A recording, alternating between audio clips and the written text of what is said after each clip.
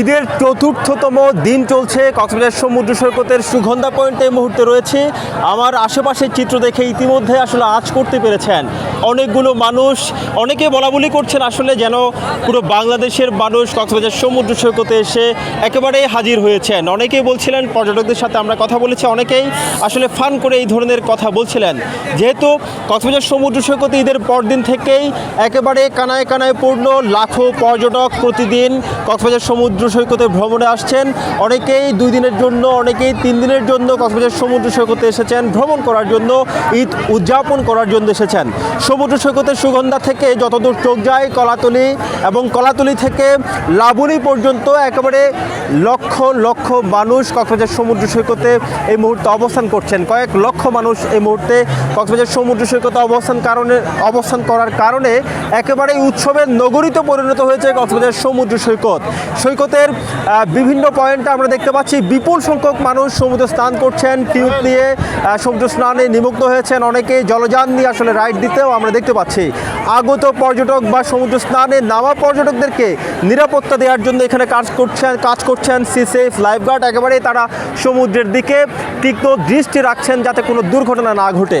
একটু যদি বলতেন এই মুহূর্তে কত সংখ্যক পর্যটক অবস্থান করছে এবং আপনাদের কাজের কিভাবে আসলে নিরাপত্তা নিশ্চিতে আপনারা কাজ করছেন? আসলে ঈদের দিন থেকে এখানে আসলে প্রতিদিনই প্রতি ঘন্টায় লাখের উপরে পর্যটকের অবস্থান করতেছে। তো আমরা মূলত 3টা বিচে পর্যটকদের সেবায় নিয়োজিত। লাবণী, সুগন্ধা, কলাতলি। এখানে যাতে পর্যটকরা পানিতে নেমে নিরাপদভাবে গোসল করতে পারে, আমরা সেভাবে আমাদের ব্যবস্থা নিয়েছি। আমরা আমাদের ওয়াচ টাওয়ার থেকে আমরা সার্বক্ষণিক তাদেরকে নজরে রাখি, এবং আমাদের পেট্রোল টিম আছে, তারা সার্বক্ষণিক পেট্রোল করতেছে। এবং যেই সংখ্যক এলাকাতে বিশেষ করে পানির কন্ডিশনটা একটু খারাপ, আমরা সেখানে রেস্কিউ বোট নিয়ে লোক রেখেছি যাতে কোনো ধরনের সমস্যাতে না হয়। সবচেয়ে আশার যে বিষয়টি সেটি হচ্ছে ঈদের পর থেকে যে পরিমাণ মানুষ কক্সবাজার সমুদ্র সৈকতে এসেছে, কিন্তু সে তুলনায় কোনো দুর্ঘটনা এখনও ঘটেনি। না, এই তুলনায় যত সংখ্যক পর্যটক এসেছে সেই তুলনায় এখানে আসলে কোনো ধরনের দুর্ঘটনা ঘটে নাই। কারণ হচ্ছে আমাদের ঈদের পরদিন থেকে যে 3 দিনে বিপুল সংখ্যক মানুষ এসেছেন, এই 3 দিনের মধ্যে কোনো দুর্ঘটনা ঘটেছে কিনা? না, এই পর্যন্ত কোনো দুর্ঘটনা ঘটে নাই।